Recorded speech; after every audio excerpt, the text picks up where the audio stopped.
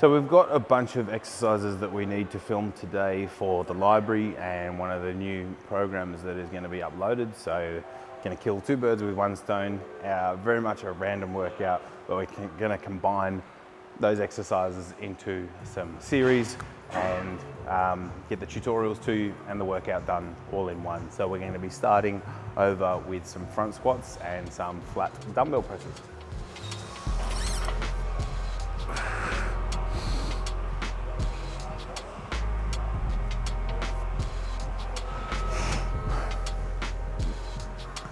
Okay, when we're looking at the front squat specifically, the obvious name coming from the positioning of the barbell at the front of the body. A lot of people, probably more technically correct or traditionally, will perform it with an underhook and the elbows really high. Unfortunately, I don't seem to have the mobility through my shoulders or flexibility through my lats to get into that, and should probably perform some stretching exercises before getting in there. But regardless, you can still perform it in this manner where I position the bar on the front of my delts as high as I can, sort of resting against my throat and collarbones, and then just with fingertips keep the elbows nice and high and just balance that bar at the front. So being, I suppose, distributed at the front of the body allows us to use a really upright torso position, which is, I guess, improved or magnified again by elevating the heels a little bit here. So when it comes to, I guess, athletic performance, if we were taking that into consideration, I would say the front squat is probably almost the most functional version or variation of the squat that we can do, given its transference into everyday life or, I guess, athletic performance and output. So really big core and trunk recruitment or demands there to keep yourself in that upright position and, I guess, stabilize and balance. So one of the things that I'm actually thinking about here when I'm actually squatting is particularly what's working on the way down. I think a lot of the time, and I spoke with a bunch of the girls that were doing a squat variation this morning in the group about gravity. You know, many people, they get into a squat or any movement for that matter, and if it's free weight, it's only heavy in this direction. So somewhat I almost feel that their mindset is just trying to resist that gravity. So they're coming down almost hesitant and getting really, really tight, or worse, I see people at the top of the squat, they release really quickly, and then it's a big deceleration at the bottom and the hip flexors really start to jam up and get tight to try and slow that down at the bottom, because come the bottom of that movement, we're obviously going to have to change directions. So what I would actually pitch to you is, rather than resisting gravity on the way down in your squat, actually utilize your hip flexors to pull you down. Okay, so if we were here testing your range of motion and we lift your knee up, a little bit of external rotation, that's about the depth that I'm going to achieve in my squat. If I push against the knee and release, you see it comes up a little bit higher. Push against my knee, resisting, comes up a little bit higher. So I've got good activation in my hip flexors by actually practicing that. But what I'm going to be thinking about in that set is performing that eccentrically. So concentric, bringing the knee up. Now I'm just performing that in the opposite direction, but contracting using my hip flexors, even my hamstrings to a degree, to pull myself down deep into that pocket. And I think immediately you'll find that you've got a lot more stability, a lot more control, and probably a greater range of motion, because that tightness isn't there trying to slow you down. It's actually actively pulling you into the depths of the squat. So they're the things that you should be thinking about when you're squatting, and particularly in your front squat.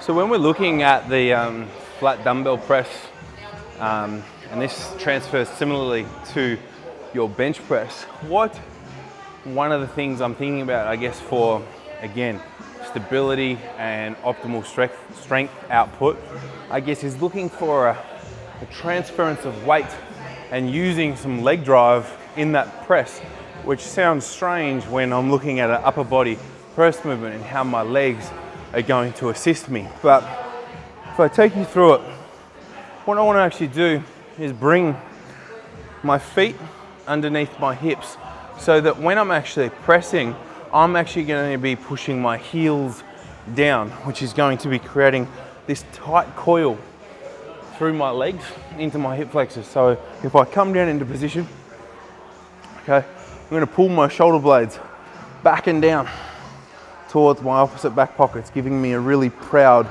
sternum angle. I can now lift in the same plane as you would see those fibers on an anatomy chart. But what you can see, so with this big coil, shoulder blades back and down, feet up underneath my hips, when I actually push down into the ground, you can see I can somewhat effectively slide myself up the bench. So I'll show you that again. I'll be here, shoulder blades back and down. As I'm pushing from the ground, you can see I'm sliding up. Now, I'm allowing that to happen to exaggerate and deliberately show you what I'm talking about.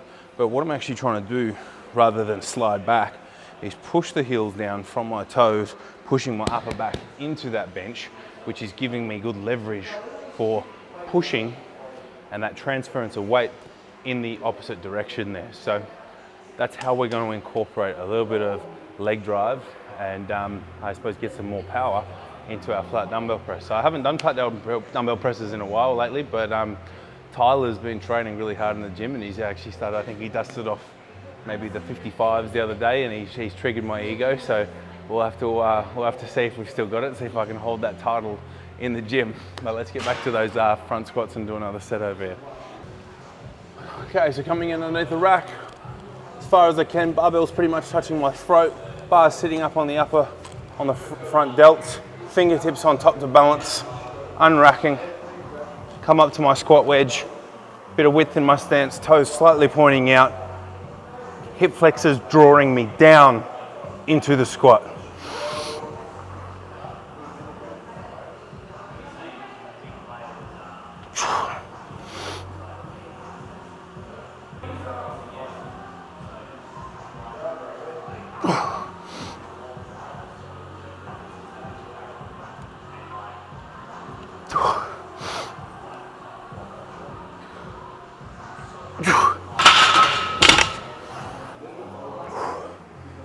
Excuse me puffing because I've just finished that set, but one of the reasons why the front squat is one of the most quad dominant variations of the squat we can do is not only because of the distribution of weight in the torso angle, but when we look at what muscles are actually responding to, we're looking at trying to create tension, we're trying to create torque.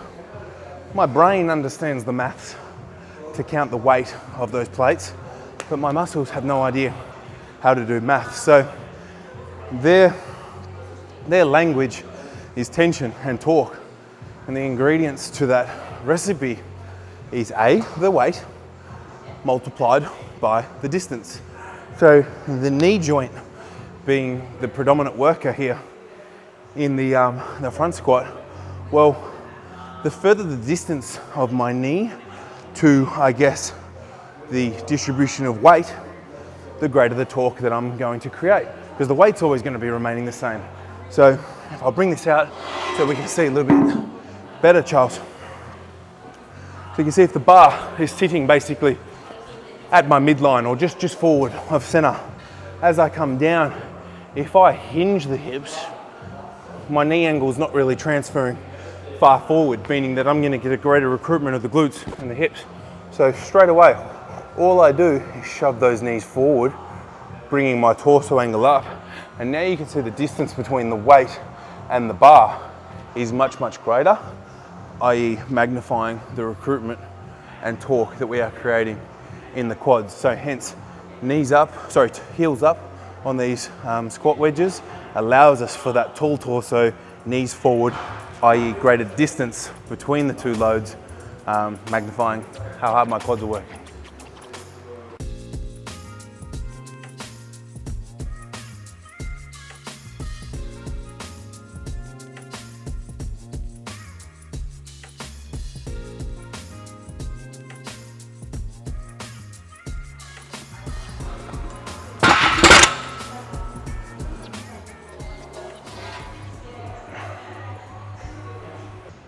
See this, Josh? No wrist straps, mate.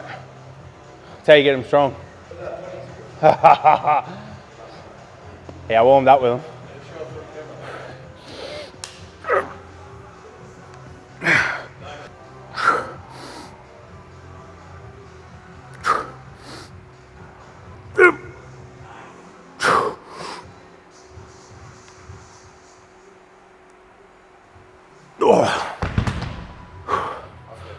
That was not moving, that last one. Whew.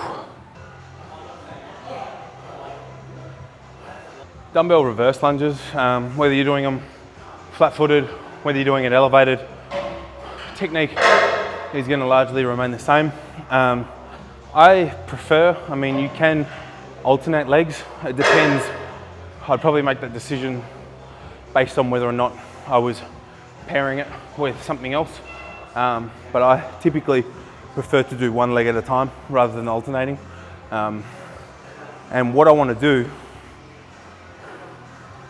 is obviously magnify the work being done by the front leg. So I see a lot of people when they're lunging, they come up and they pause and they reset. They've gone flat foot. So now we've already spoken about sort of torque and tension and distance. Here, I've got zero distance. I can stand here all day. There is no tension going through my legs. So what I want to do is never take the weight bearing off that working leg. So instead, I'm going to come up,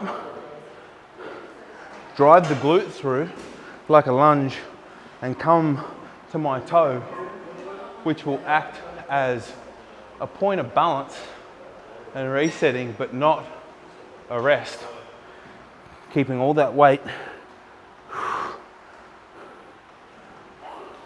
on the front leg and just touching the toe to re-establish balance each rep. Drive the glute through, squeeze. Drive the glute through.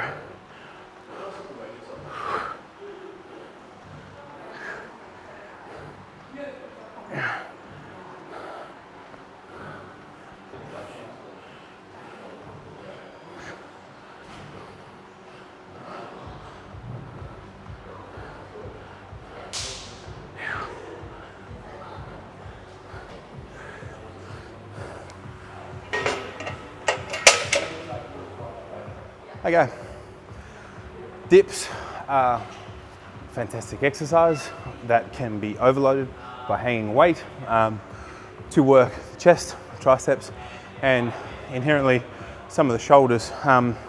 There are things that we can manipulate within the technique to make it either more chest or triceps. Today, I'll show you what we're going to do to try and bring in more chest. So different exercises work different muscles in different contractile ranges. So yeah, we get a good squeeze on the pecs in our dips, but I'm probably spending more of my time in a stretched to mid-lengthened position there. So when we look at the pecs, internal rotation brings the greatest contraction, so therefore externally rotating is going to give me a bigger stretch. So if I look at the angle of the dip bars, as most traditionally done facing in, which there's nothing wrong with, I like that also, but I do find myself personally, it's going to vary a little bit person to person depending on your mechanics, that actually facing outward in external rotation gives me a greater stretch and purchase on the chest. So other than the direction of which we're facing, a lot of dip bars have got straight handles, but I'm actually going to tuck my feet, and then I'm going to sort of, I guess we're hinging the hips, which is bringing my chest flatter over the bars, putting me in a less upright position and more of a push-up position, more chest, where as opposed if I was more upright, focusing on the bend in the elbow, I'm probably going to get a little bit more tricep involvement. So, feet together, feet forward, slowly dropping down. And then I'm somewhat shoving my elbows inward on the way up and trying to squeeze my pecs.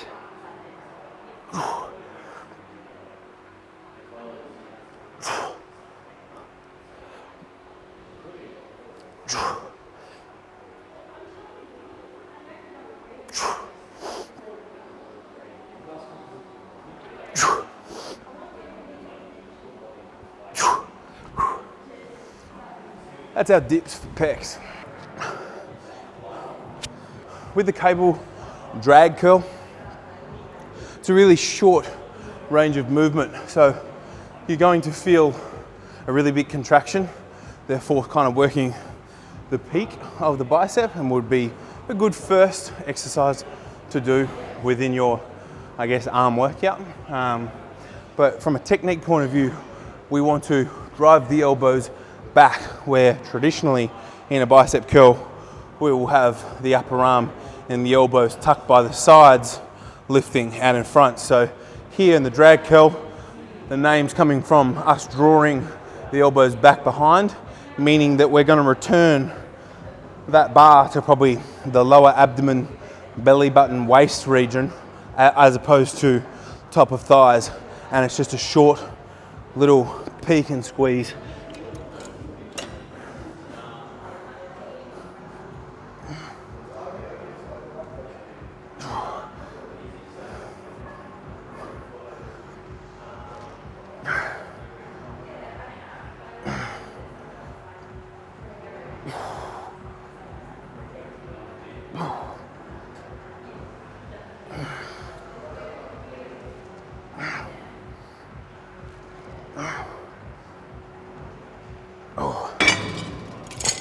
So you can see the bar path is much more straight up and down on a plane, almost as what you would find in a Smith machine, rather than around and through. So dragging up, tucking the elbows, squashing that bicep head.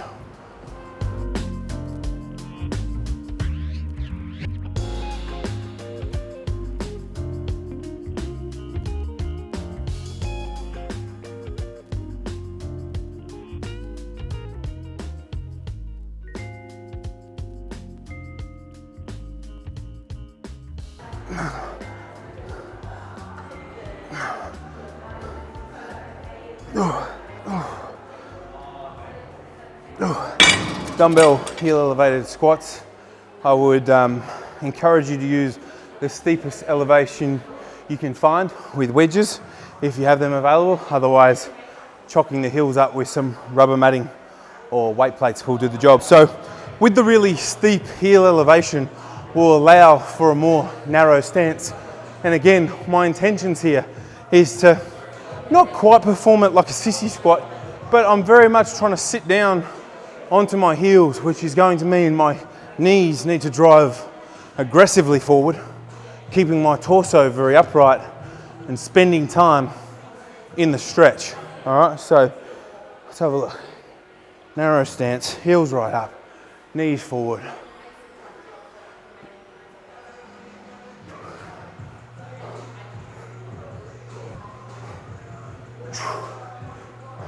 You can see I'm coming up about 2/3 of the way. Never giving the quads a chance to rest.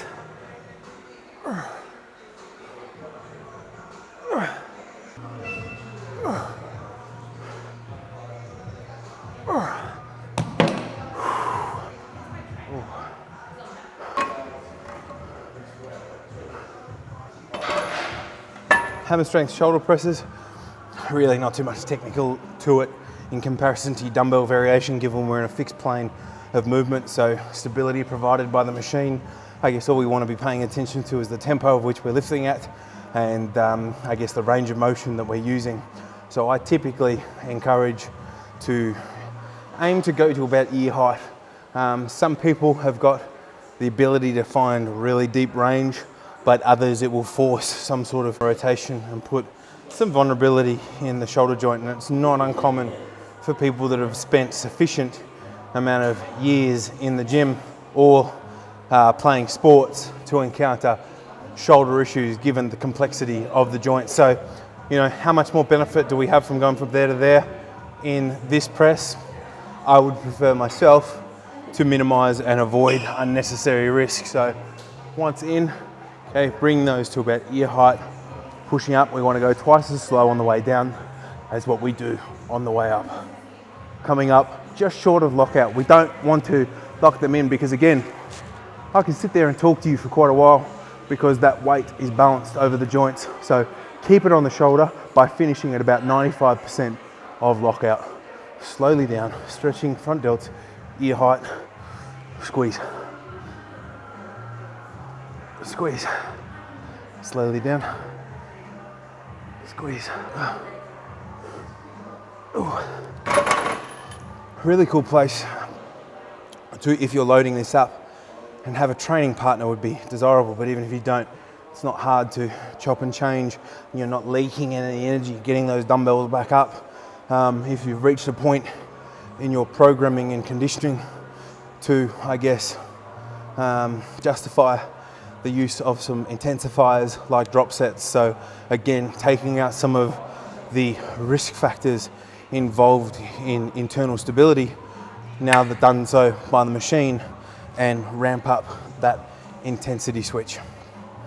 We're going to utilize the vertical leg press, which could be done with pretty much the exact same technique on the 45-degree leg press to do a calf raise variation, given a lot of gyms don't have the specifics in their seated calf, standing calf, or donkey calf raise. So this is a good substitute for you if you do not have those other pieces available. But technique and execution wise, nothing really changes. Looking to achieve a full dorsiflex, so pulling the toe as high as I can up toward the shin and getting a big contraction in the tibialis anterior, so the muscle at the front of the shin there, which is going to mean we're going to have the greatest stretch that we can have in the gastroc and the soleus, being the muscles of the calf. And then on the way up, looking to point the toe, maintaining pressure through the ball of the foot, making front of top of foot and shin angle much one line, shoving the ankle forward and the heel up into the calf, and I will make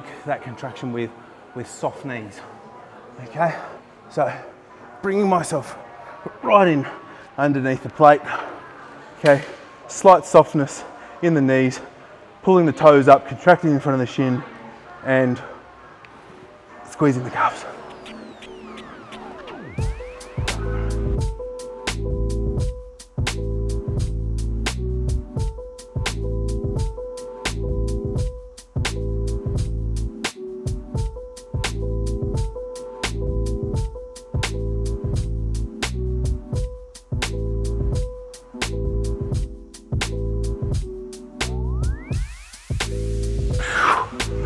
That's a wrap for today on our random workout. I hope you enjoyed some of the content that we had in there. It's almost Christmas time, so Merry Christmas, and we will likely see you in the new year. And thank you again for all your support through these tough times on Living Rewired. And I will be dedicating a large percentage of my 2022 to continue growing with you guys as a family and helping you on your fitness journey rewire to what it actually means to, I guess, remembering what it means to be human.